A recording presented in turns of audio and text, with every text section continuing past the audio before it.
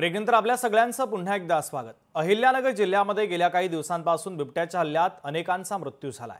यामध्ये लहान मुलं आणि महिलांचा समावेश आहे। बिबट्यांच्या वाढत्या हल्ल्यांकडे प्रशासनाचं दुर्लक्ष झाल्याचं चित्र समोर येत आहे।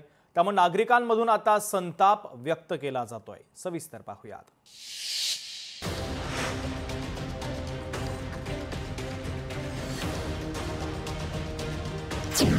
अहिल्यानगर जिल्ह्यात बिबट्याची दहशत। दिवसाढवळ्या बिबट्याचे नागरिकांवर हल्ले। भय इथले संपत नाही, शेतकरी भीतीच्या सावटात। अहिल्यानगर जिल्ह्यातील कोपरगाव आणि पारनेर तालुक्यात मागच्या काही दिवसांपासून बिबट्याच्या हल्ल्यात अनेकांनी आपला जीव गमावलाय। कोपरगाव तालुक्यात 8 दिवसात 2 जणांचा मृत्यू झाला।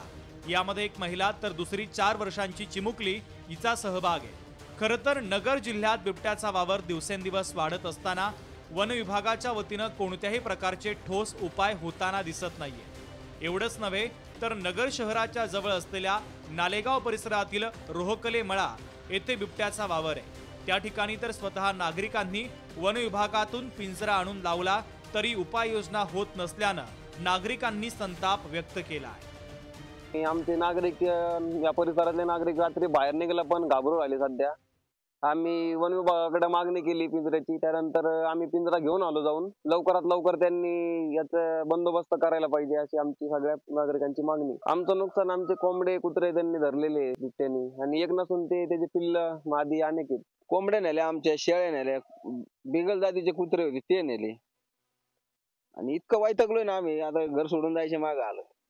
वन खात्याच्या लोकांना फोन केले पण काय कोणी आले नाही इकडं, आणि आम्ही सुद्धा 6च्या नंतर घराच्या बाहेरच येत नाही। पण लवकरात लवकर वन विभागाच्या लोकांनी दखल घेऊन ते धरून न्यावा।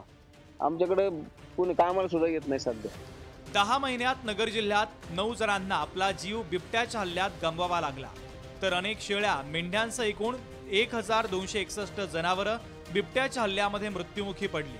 असं असताना देखील ठोस कार्यवाही होत नाहीये। वन विभागाचे कर्मचारी काम करतात, मात्र अधिकारी सुस्तावले असल्यानं आता आपणच पुढाकार घेत असल्याचं पालकमंत्री राधाकृष्ण विखे पाटील यांनी म्हटलं आहे। दुर्दैवाने आपल्या जिल्ह्याचं जे वन विभाग आहे हे सुस्तावलेलं आहे। म्हणजे त्यांना काही त्याचं घेणं देणं दिसत नाही मला। मी अधिकाऱ्याशिवाय बोलतो, आम्ही पिंजरा लावला फक्त, याच्या पलीकडे ते पिंजऱ्याच्या बाहेर जायलाच तयार नाही, अशी जी दुर्दैवाची बाब आहे। म्हणून आता मी जिल्हाधिकाऱ्यांना सूचना दिलेल्या आहे की आपण स्वतः प्रशासनानं पुढाकार घेऊन कर्मचाऱ्यांना, त्यामुळे शेवटी जंगलात जायचं रात्री त्याला नाईट व्हिजन बघायलाच पाहिजे। कोपरगाव परिसरात हल्ला करणाऱ्या बिबट्याला ठार करण्याचा प्रस्ताव शासन स्तरावर पाठवण्यात आला असून बिबट्याला ठार करण्याची मंजुरी मिळताच पुढची कार्यवाही करणार असल्याचं जिल्हाधिकारी पंकज आशिया यांनी सांगितलं आहे। जे पर्टिक्युलर बिबट्या या इन्सिडेंटमध्ये कोपरगावच्या विषयाबद्दल जे आपल्याकडे जिल्ह्यामध्ये मागील 1 आठवड्यामध्ये 2 ह्युमन डेथ ज्या कारणामुळे झाली आहे, त्यांच्या बिबट्याच्या ठार करण्याचे प्रस्ताव सुद्धा डीसी साहेबांनी शासनाकडे सादर केलेला आहे। शासनाची मंजुरी मिळाल्यानंतर ती सुद्धा कारवाई करण्यात येईल। ऊस तोडीचा हंगाम असल्यानं या घटना सातत्यानं वाढताय। याबाबत जनजागृती करण्याचे देखील प्रयत्न करणार असल्याची माहिती वनसंरक्षक अधिकारी सालविठ्ठल यांनी दिली आहे। काय करावे आणि काय करू नये अशा पण आपण सर्व ग्रामपंचायतचे जे सरपंच असतील, ग्रामविकास अधिकारी असतील, आमचे संयुक्त वन व्यवस्थापन समितीचे अध्यक्ष असतील, तसेच कारखान्याचे व्यवस्थापकीय संचालक असतील, यांना सुद्धा सूचना दिलेल्या आहेत।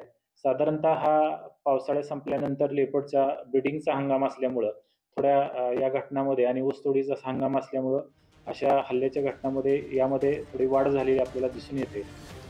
लहान मुलांसह महिलांचा बळी घेणाऱ्या बिबट्यांना प्रशासनाकडून जेरबंद करण्यात कधी यश मिळणार? सुस्तावलेला वन विभाग आणि प्रशासनाकडून आश्वासनांचा पाऊस, यातून घाबरलेल्या नागरिकांना आणि शेतकऱ्यांना दिलासा कधी मिळणार हेच पाहणं महत्त्वाचं असेल। संतोष आवारे, लोकशाही मराठी, अहिल्यानगर। लोकशाही मराठी, ऐका, पहा, जागरूक रहा।